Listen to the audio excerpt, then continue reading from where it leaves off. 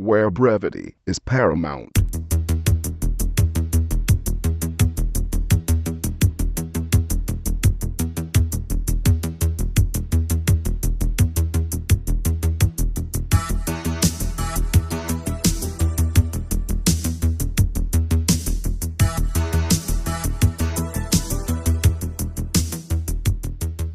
Hello, welcome to episode 42 of Chet and John's Reassuringly Finite Gaming Playlist.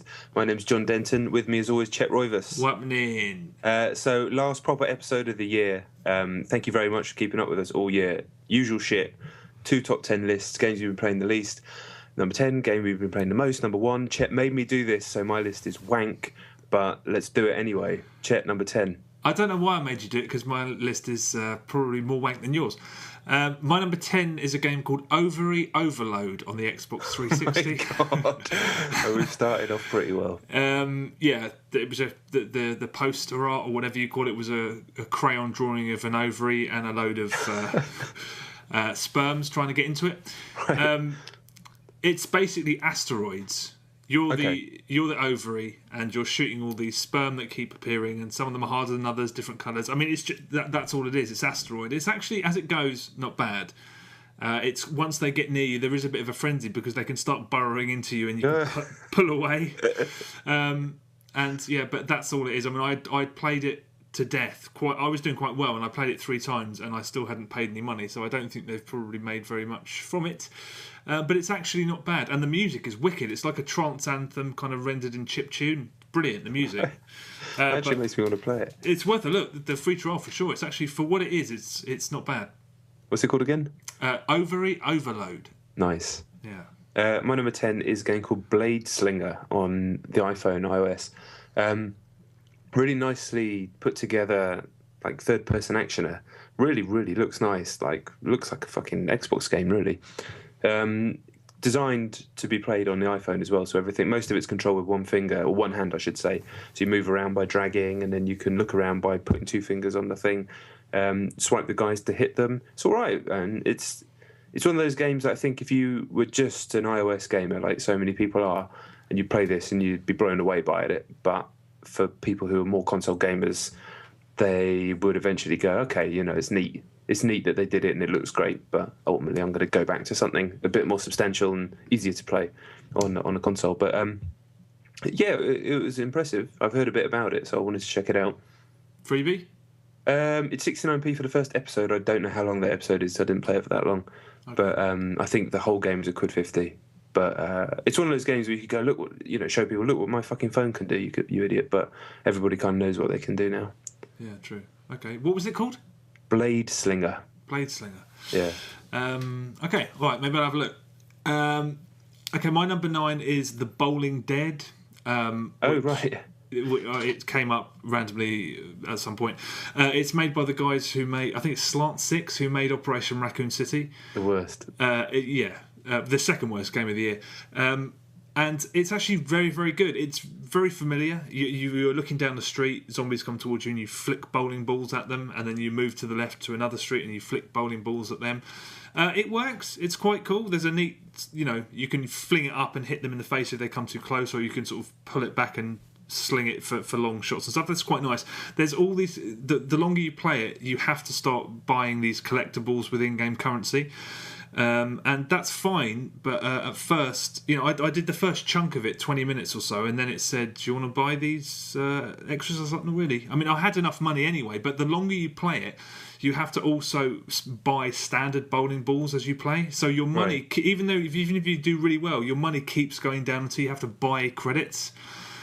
So I was like, piss off. I felt terrible, actually. That was a realisation. I just thought that was really...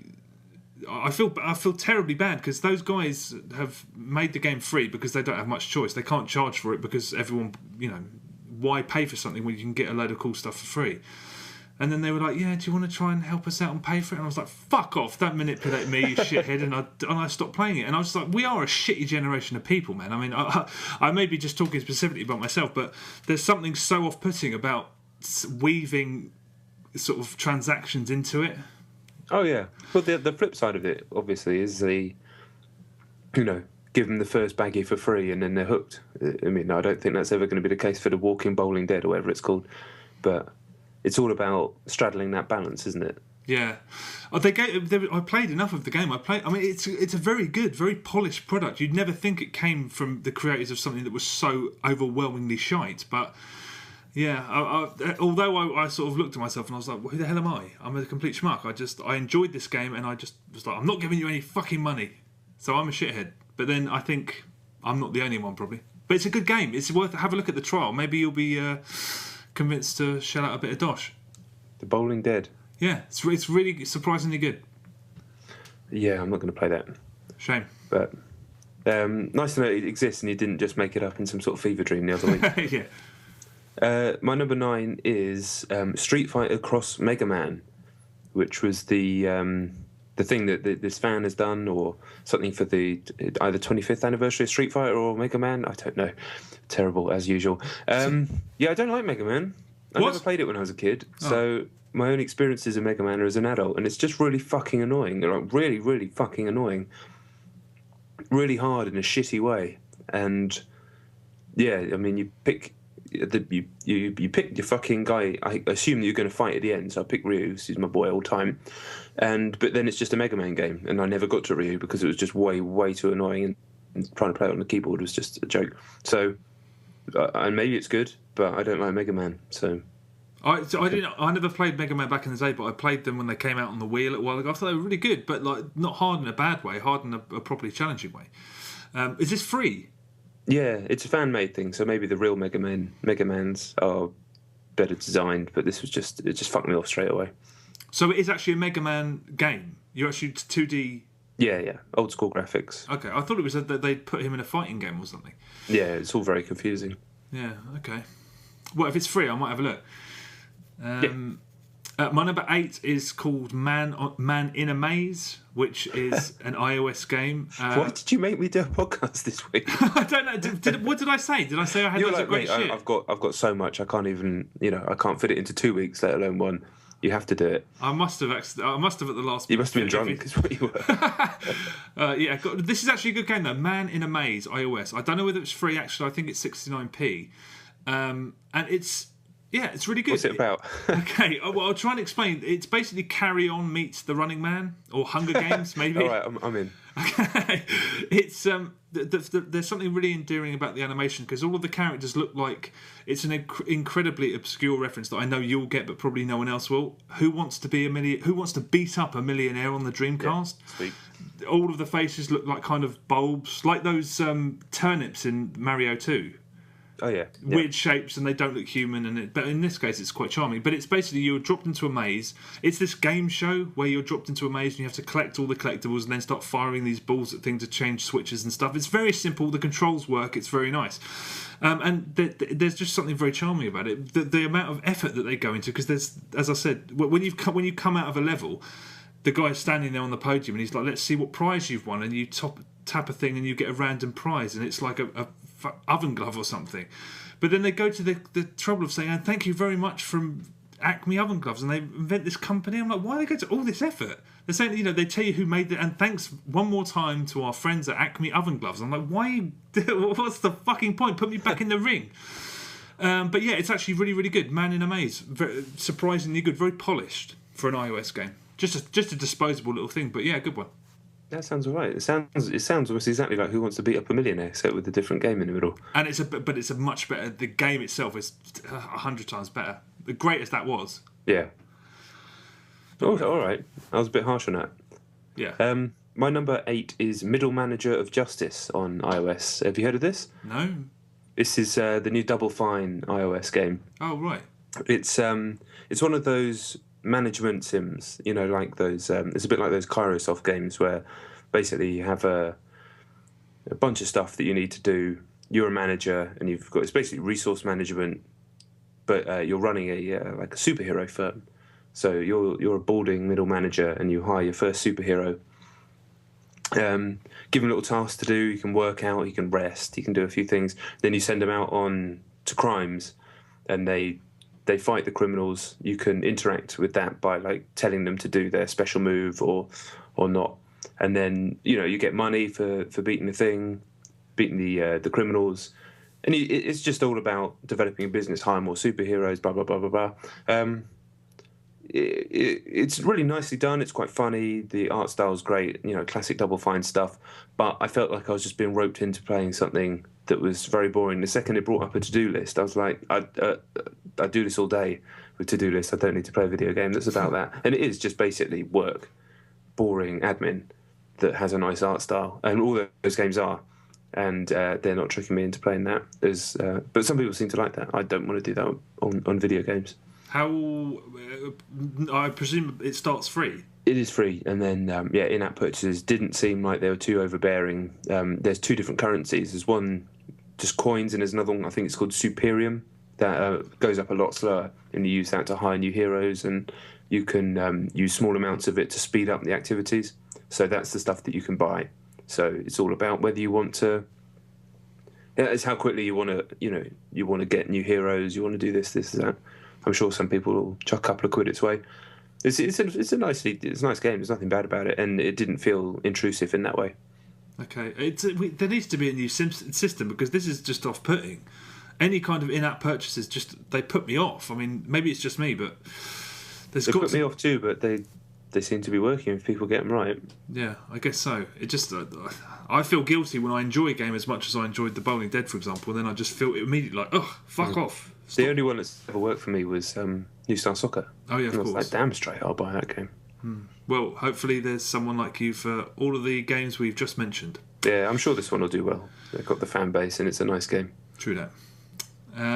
Okay, my number 7 is Joe Danger 2, the movie, or Joe Danger the movie. The second Joe Danger.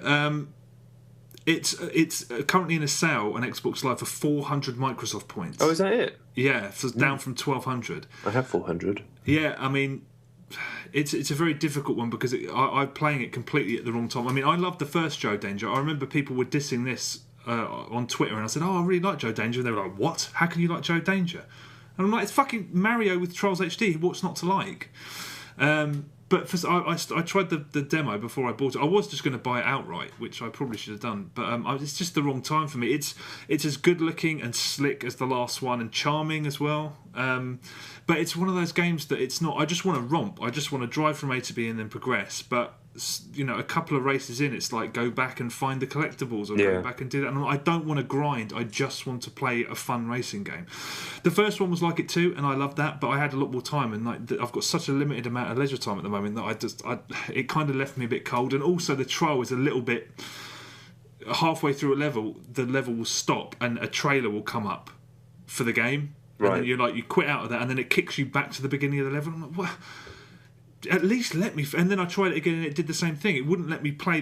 Rather than stop at a natural juncture, it kept stopping me during gameplay, saying "Buy me, buy me." I'm like, that was just a little bit irritating. It requires mastery and time. It's a slick and brilliant looking game, but I just don't have the time to play it. But at 400 points, you'd be nuts to pass it up.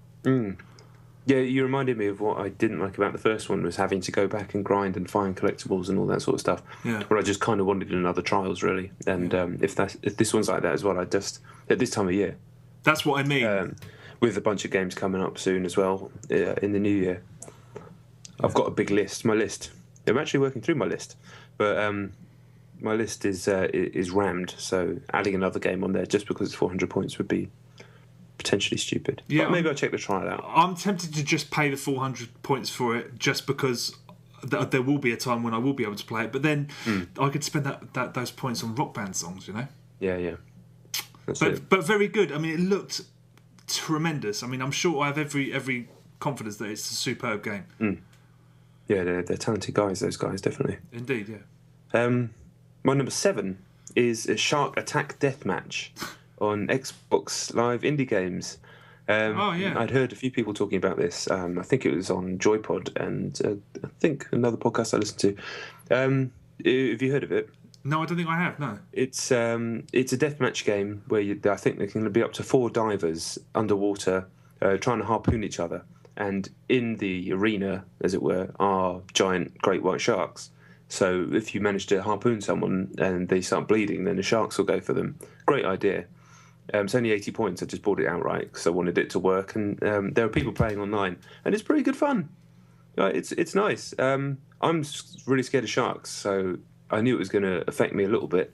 And when one comes to you, you get a very Jaws-esque type, like crescendo, orchestral crescendo.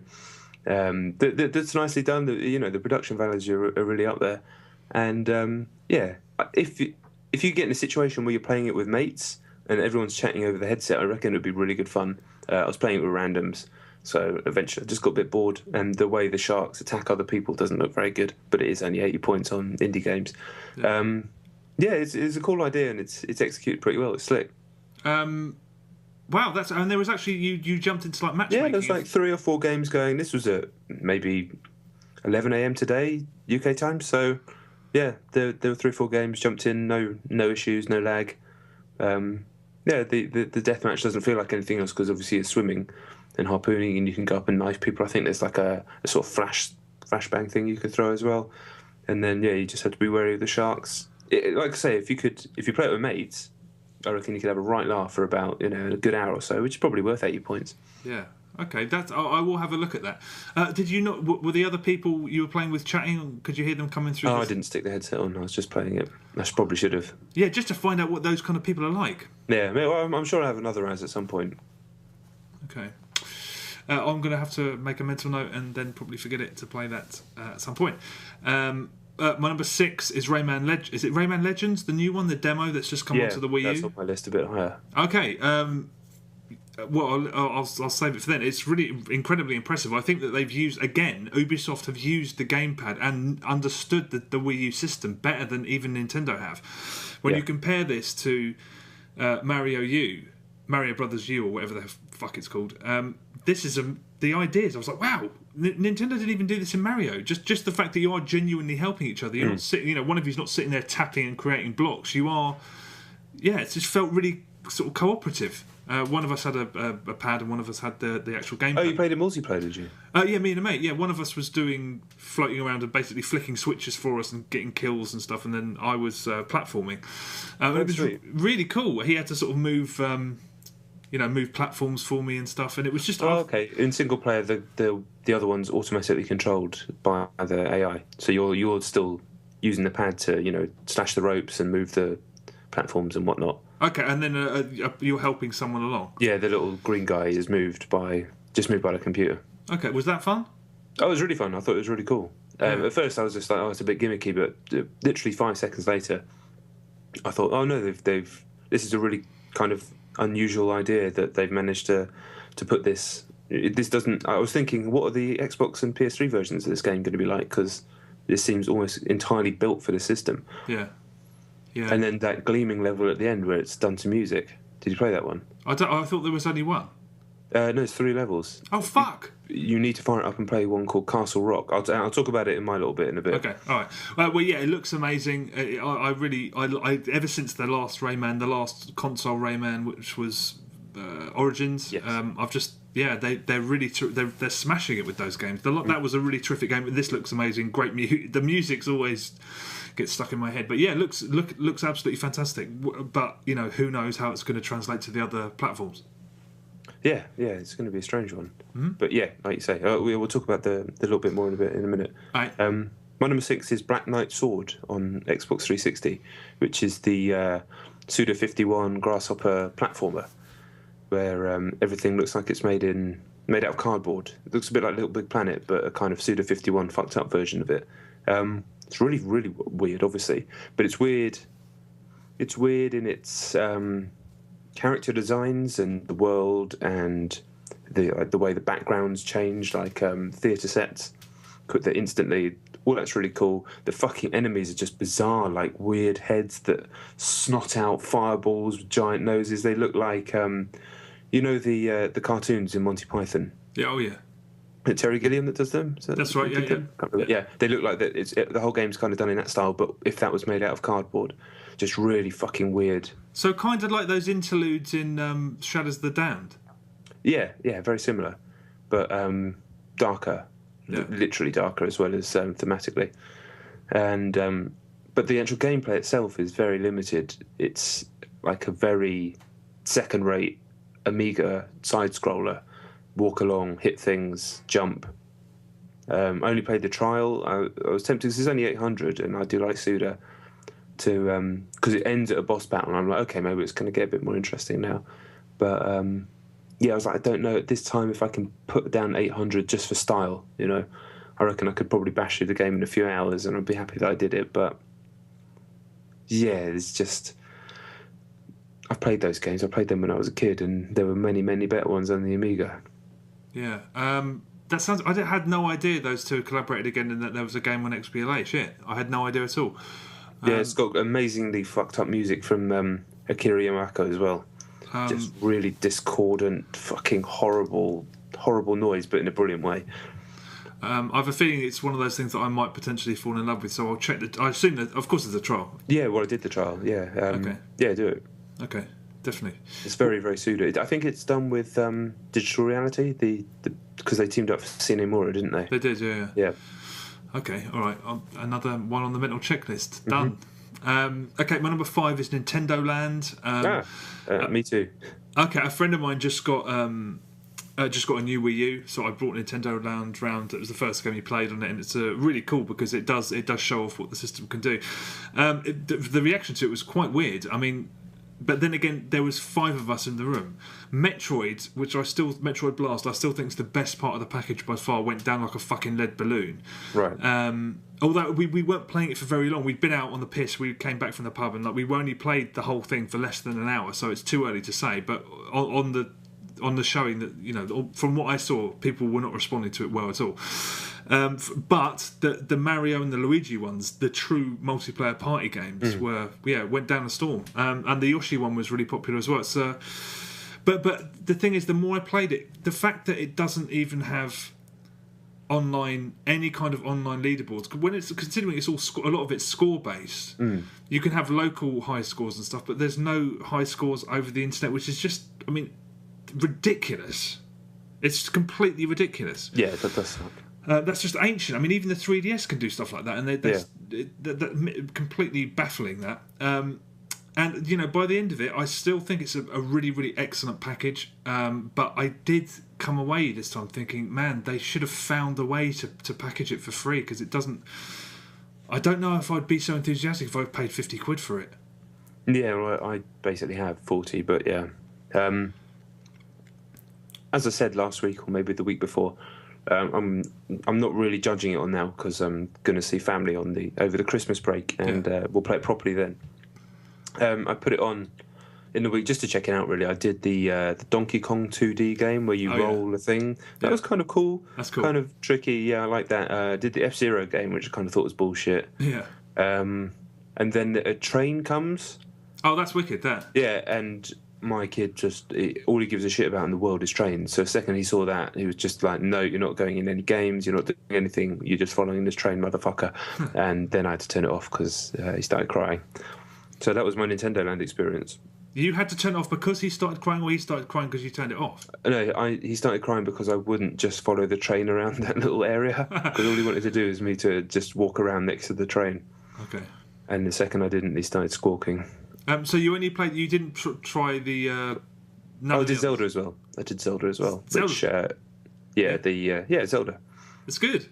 Yeah. I mean, it was cool. It was nice, but I was just like, I need to be playing with other people. Yeah, to be honest, that's like Metroid in that one of you plays with the Wiimote and nunchuck with the sword, and then one of you holds back and uses bow and arrow. That's actually very good as well. I haven't said as much about it, but that's very cool as well. But yeah, if you've got people playing together, it's a real winner. Yeah, I'll be on an early podcast next year. My final opins. All right, genuine. Right, so that was my 5. Also. Oh, was your 5 as well? Yeah. Okay, my number 4 is Battlefield 3 Aftermath. You haven't played much of it, have you? I played, quite a lot, but I had to do it during the day when you guys weren't around. Yeah, it's just it's freer. It feels like DICE were less constricted. They didn't feel the need to sort of break the formula, as I said last week. It's just the more I play it, the more we're falling back head over heels in love with Battlefield, and I hope the final map pack delivers. But I've got a friend of mine, I was just speaking to him today, and I was like, why haven't you been playing on Battlefield? And he hated Armored Kill so much that he was kind of done with it. He paid for premium, and he wasn't even going to check out Aftermath, but we're going to play on the weekend, and he'll see the light. Even the extra game mode is fun. It's still Battlefield, and we've been playing that quite a bit. It's, in its own right, it's genuinely great. But yeah, that's a... Armored Kill, I liked it, but I say that, but we haven't really played it that much since it came out. Whereas this, I'm just like, I can't wait to get back on it. It's great. They've done themselves. It's the best map pack by quite a distance, I reckon. Yeah, kind of. Eventually, the idea of them doing specific, almost semi-expansions was cool, but ultimately, people just want that core experience, don't they? Yeah, and indeed. To be able to have that again, I totally agree with basically every single word that you say. Yeah, it's genuine, and the maps are just superbly well designed as usual. So my number 4 was Rayman Legends, the demo. The third level you can do is called Castle Rock. I don't know if there was any levels like this in Origins, but it's like an always running. What do you call them? Like, you're always running. Yeah. Like an iOS game, but you have to control the running. Yeah. And the whole thing's done to a Rayman version of, I think the song's called Black Betty. The bamba down, oh really? Yeah. But and everything that you do, every jump, every hit is plays an instrument sound at the same time. So you're basically playing the song like a rhythm action game as you're platforming. It's fucking amazing. You're just like as you're hitting enemies, and you jump, and it'll be a little guitar hit, and you just get sucked into it completely. And then, mate, just put it on when we finish the podcast. Honestly. That sounds absolutely superb. It's fucking gleaming. I like the first 2 levels. I was like, this is really nice. And I played that, and I was like, fucking get in. I need this game immediately. When's it out? Isn't it? It was supposed to be a launch game. Yeah, I think early next year, I think. Okay. Well, no, I mean, I'm sold because I really did enjoy the last one. But that sounds superb. I'm going to, I'll re-download the demo and check that out. Yeah, it's banging. Okay, nice one. Okay, my number 3 is Under Defeat HD. Oh, you stepped up and played some more. Oh yeah, I was always going to because it is very good. It's a little bit too slow for me. I mean the movement of your ship.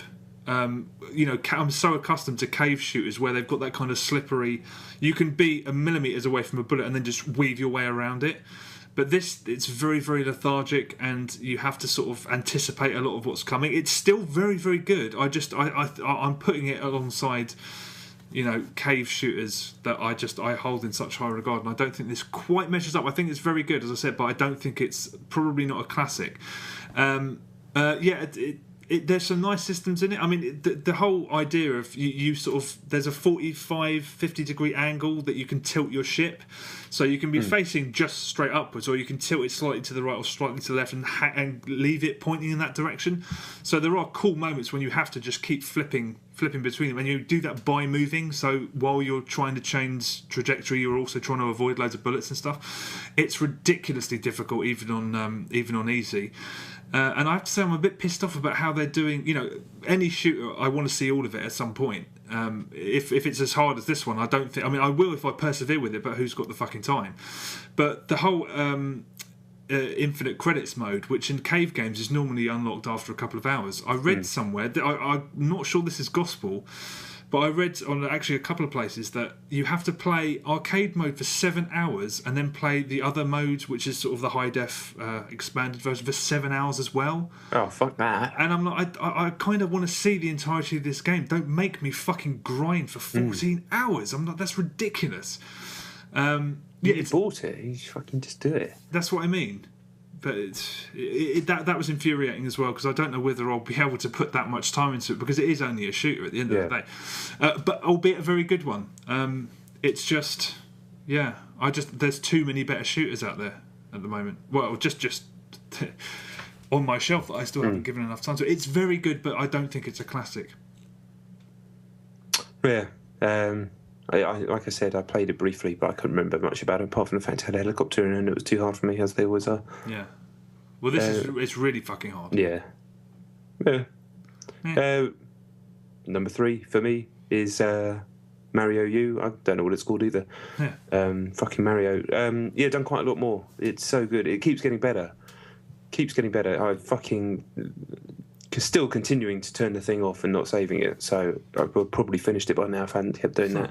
But ploughing on. I think I'm on probably the second to last or last world now. And gone back and done a few coins. Really getting that Super Mario World vibe now. Like really clever levels, one after another. The Van Gogh level is just fucking superb.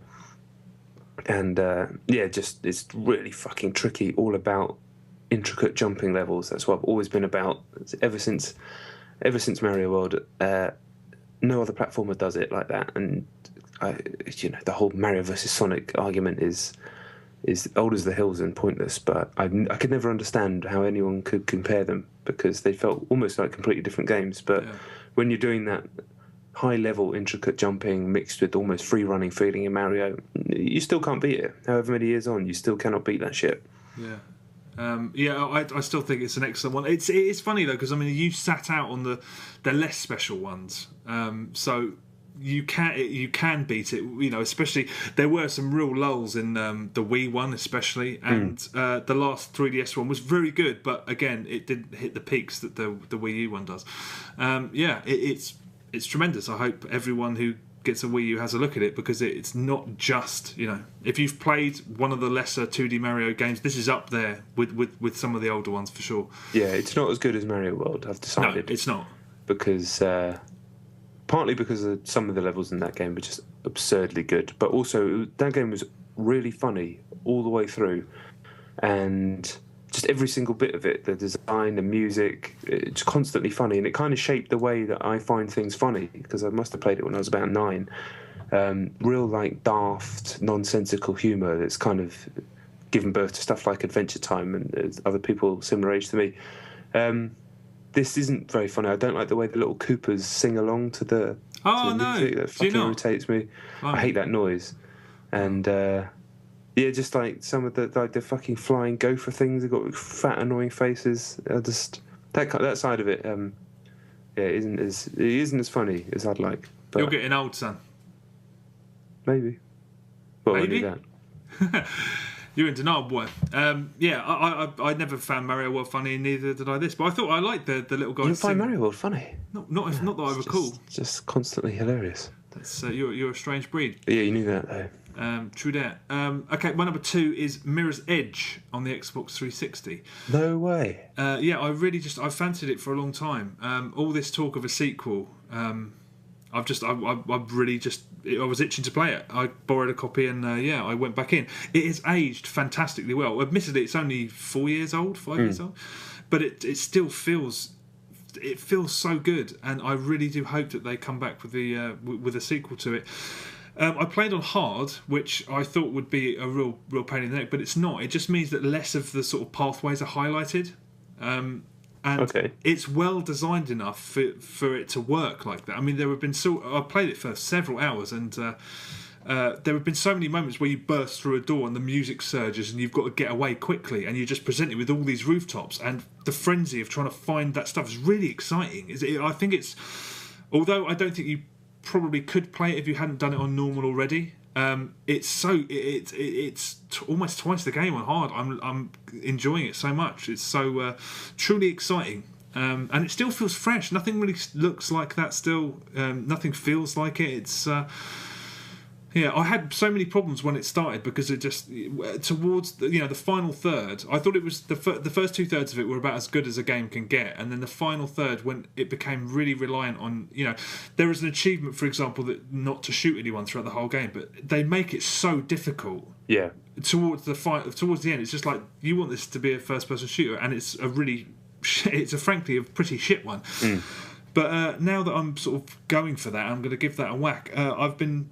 It just forces you to strategize a bit more. I still think that the final third of the game's weak in comparison to the first, but I think more of it than I did back then, which was I thought it was great back then. It's just fucking great. I hope they bring out a second one, for goodness sake. Yeah, I mean, it's kind of born from that era of the early 360-ish years, where it just felt like new games were coming out of everywhere. There was always a new idea to look forward to.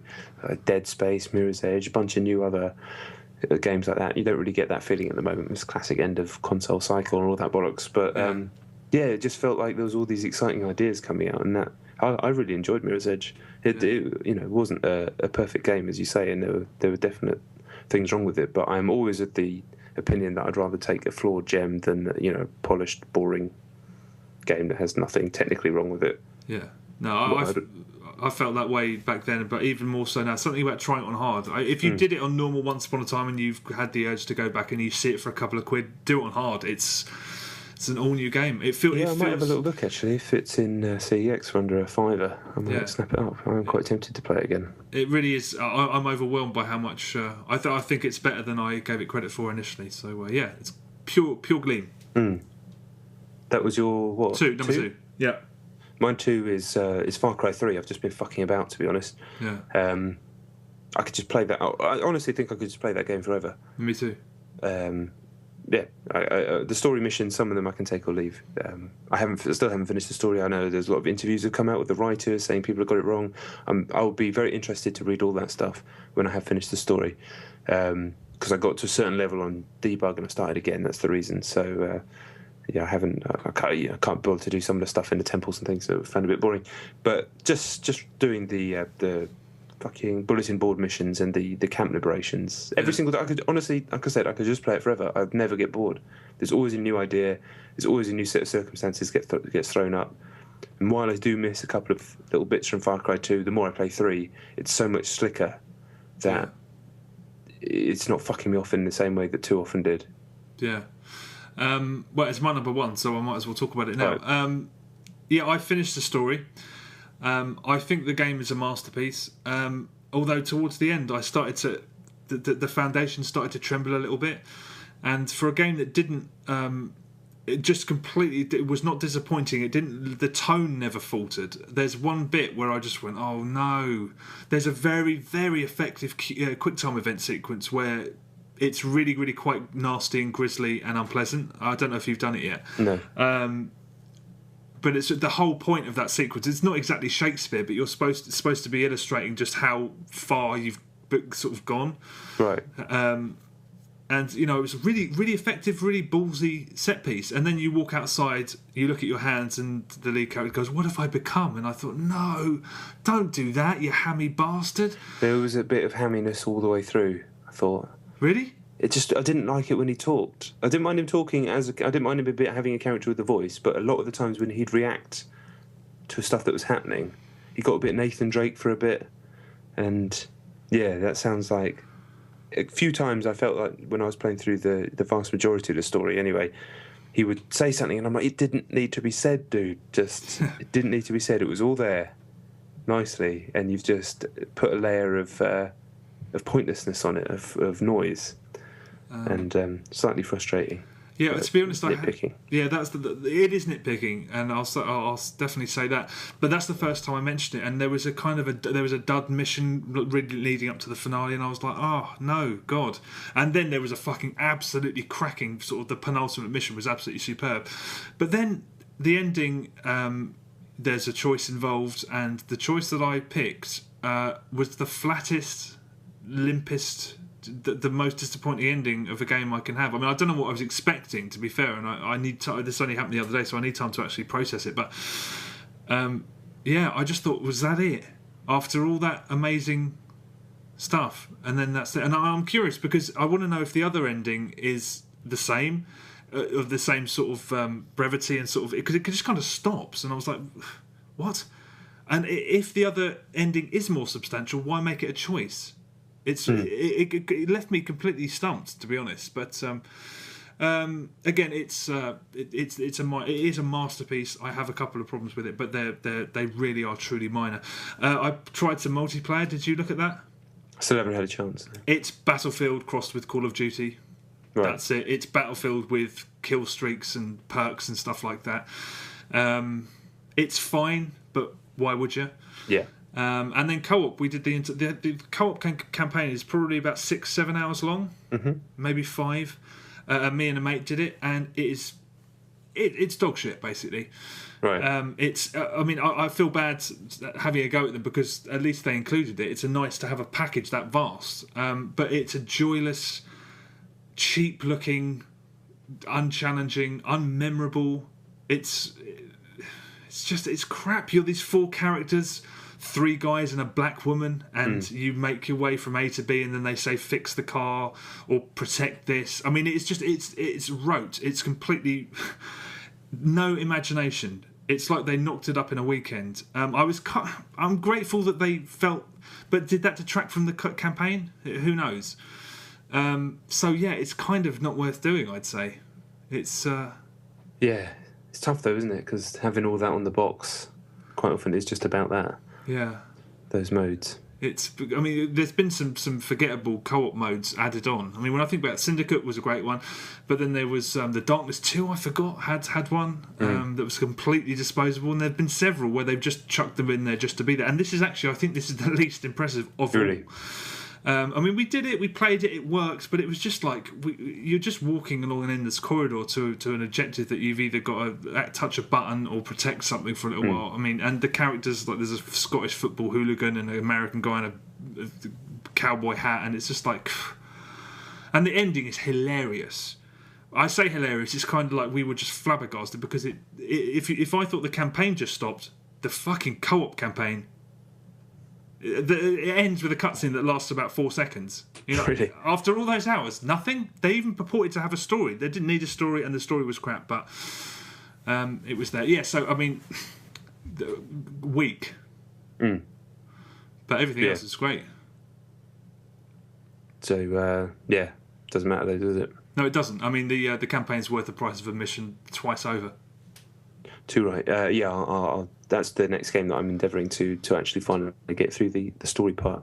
But I just get so sucked in. I'm sure that's the point. It's nice. Yeah. My number one is Dishonored. Talking of games that end abruptly, Dishonored does as well. In fact, when you were describing the Far Cry 3 ending just then, I actually for a split second thought you were talking about Dishonored, because it's almost exactly the same. But again, like Far Cry 3, the game is a masterpiece. I've seen some people say that it gets to a point and then starts to tail off. Not for me, actually. It actually only dipped a little bit in the middle for me. I thought they got too overambitious with the party. Chose bizarrely, and I've actually read about it. I'll talk about it in a minute. They chose to kind of tell you exactly what to do by talking to a couple of characters, and then no other point in the game are they that prescriptive or explicit in how you should do things, and it was really disappointing. And then there's actually a bit where they're saying they didn't have any of that stuff in, and playtesters were baffled, so they put it in, and some of the writers were just like, oh, kind of wish we hadn't. And I can see that, because after that party I was like, do you know, maybe Dishonored isn't as good as I thought it was, because that was actually quite shit. And then it just picks back up again. The story's okay, it's fine, you can follow it, but it's nothing particularly special. It just kind of, is a reason for the action to exist. But the action, it's so fucking good. The game. I mean, I could talk for hours about the design. The game starts off, and the way it's designed is to encourage you, I think, almost implicitly, to be very stealthy, because you're not as powerful. The way that the guards patrol, the way the spacing of the levels, everything as you go through. The combination of the story and the fact you're getting a lot more powerful, and the way the levels are designed, encourages you subtly, and not, doesn't make you, but just encourages you to start being a fucking badass. And by the last couple of levels, I was just fucking everyone up. Still stealthy, but way nastier. And just kind of ploughed through to the end in just a few hours of this utter gleam. And then, the ending was a bit abrupt, but I immediately restarted the game on hard with the intention of being the nastiest bastard in the history of fucking Portsmouth, or wherever that game's set. I'm now already within the first level. I crossbowed a guy's head off, and then used that severed head to distract another guy, then stuck a knife through his face. It's not very nice talking about that stuff, but that's what I'd endeavoured to do. The game supports that play style beautifully. I'm going to have a lot more hand-to-hand in this playthrough. Really just fucking with guards. Just want to kill everyone in the game. And it's going to support that. There's the temptation to do the non-lethal run is there. I know there's a lot more game to see in that way, but I ain't got time to do that. Yeah. Dishonored is good enough that I think I might have a crack at that at some point. It's a game I still haven't finished. I spent so many. It's like Far Cry. I've had Far Cry. I've had a lot of time with Far Cry, but Dishonored, I played it for hours and hours and realised that I hadn't really progressed that far. Yeah. So that's something that's the top of my to-do list, actually, to get that finished. But I still think it's an absolutely incredible game. Yeah, the more I played it and just like thinking about it afterwards, and just like there's so much in here that's so clever. And then I've read a few articles and stuff that's come out about the heart, the heart that you find the runes within the world. Yeah. How that talks to you, and it's actually like the voice of the Empress that gets killed at the beginning. That's not a story spoiler.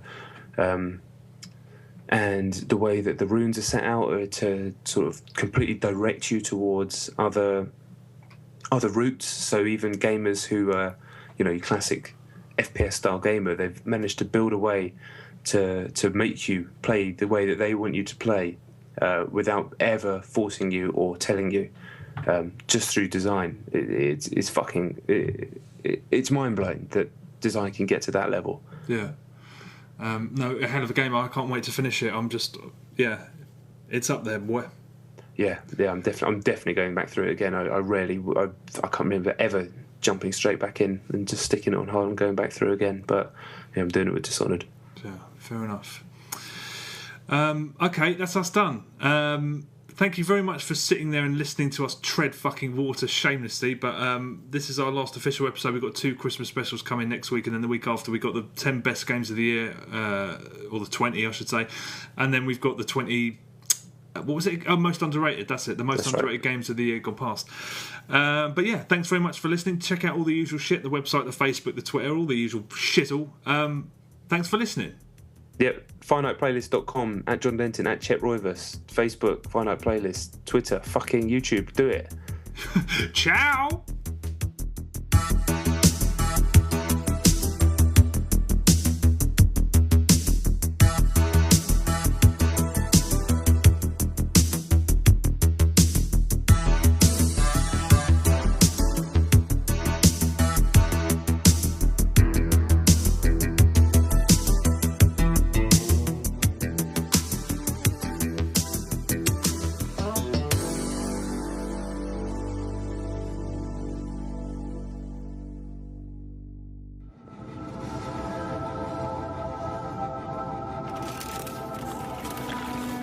Can't you see I'm about to bathe?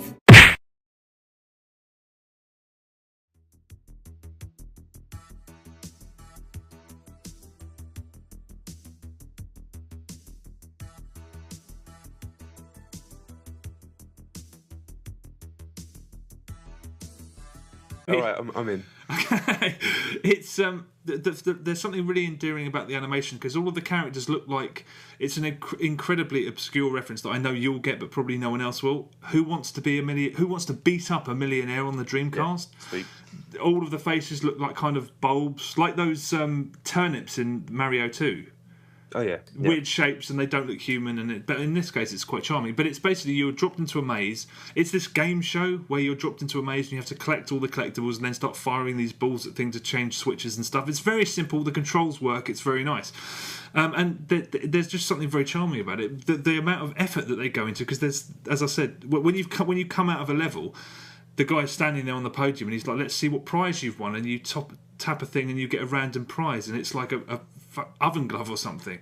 But then they go to the trouble of saying, "And thank you very much from Acme Oven Gloves," and they invent this company. I'm like, why do they go to all this effort? They're saying, they tell you who made it, and thanks one more time to our friends at Acme Oven Gloves. I'm like, why? What's the fucking point? Put me back in the ring.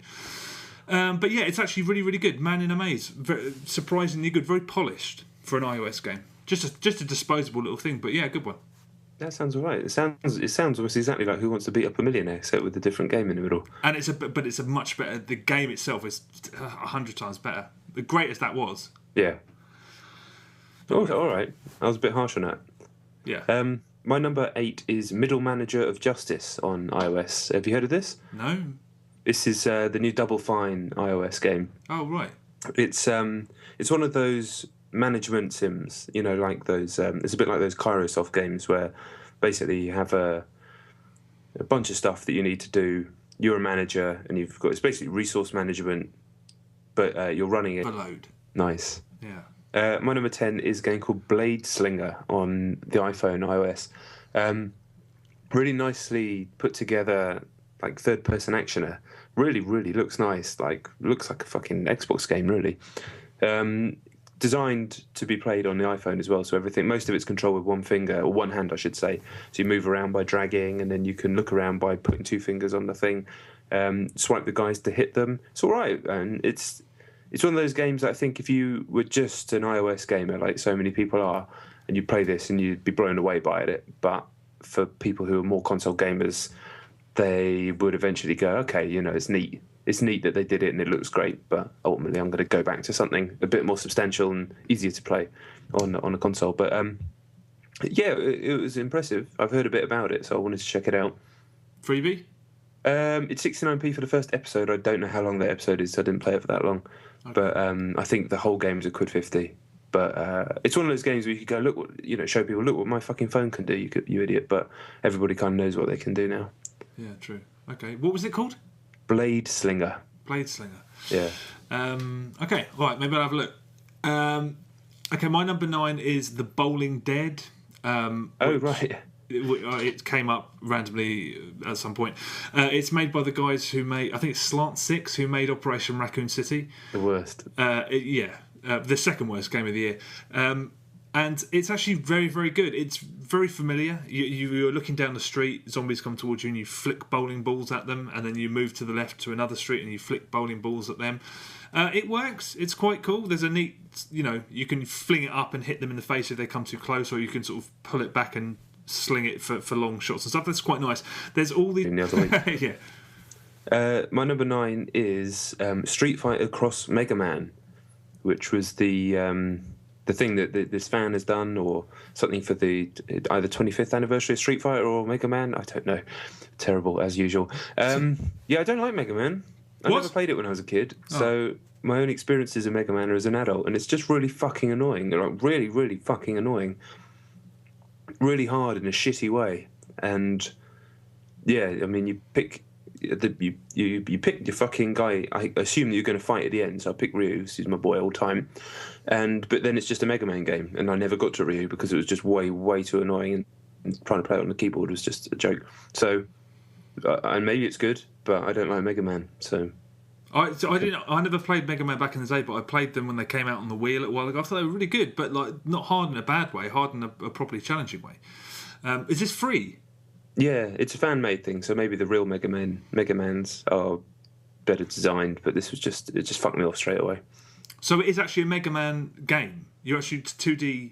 Yeah, old school graphics. Okay, I thought it was that they'd put him in a fighting game or something.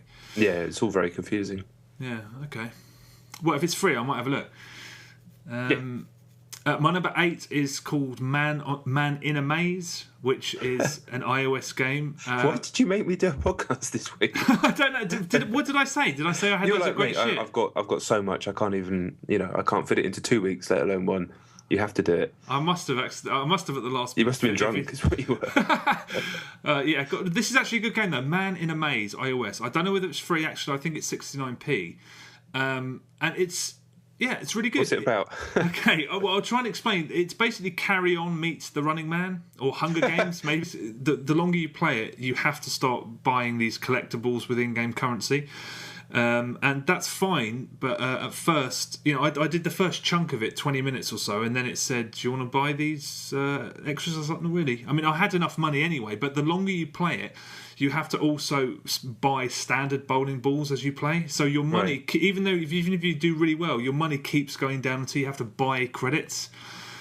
So I was like, piss off. I felt terrible, actually. That was a realisation. I just thought that was really...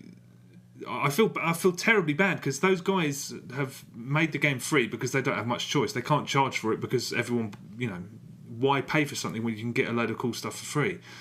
And then they were like, yeah, do you want to try and help us out and pay for it? And I was like, fuck off, don't manipulate me, you shithead. And I stopped playing it. And I was like, we are a shitty generation of people, man. I mean, I may be just talking specifically about myself, but there's something so off-putting about weaving sort of transactions into it. Oh, yeah. Well, the flip side of it, obviously, is give them the first baggie for free and then they're hooked. I mean, I don't think that's ever going to be the case for the Walking Bowling Dead or whatever it's called. But it's all about straddling that balance, isn't it? Yeah, I played enough of the game. I mean, it's a very good, very polished product. You'd never think it came from the creators of something that was so overwhelmingly shite. But yeah, although I sort of looked at myself and I was like, well, "Who the hell am I? I'm a complete schmuck." I enjoyed this game and I just was like, "I'm not giving you any fucking money," so I'm a shithead. But then I think I'm not the only one, probably. But it's a good game. It's worth have a look at the trial. Maybe you'll be convinced to shell out a bit of dosh. The Bowling Dead. Yeah, it's really surprisingly good. Yeah, I'm not going to play that. Shame. But nice to know it exists and you didn't just make it up in some sort of fever dream. Where brevity is paramount.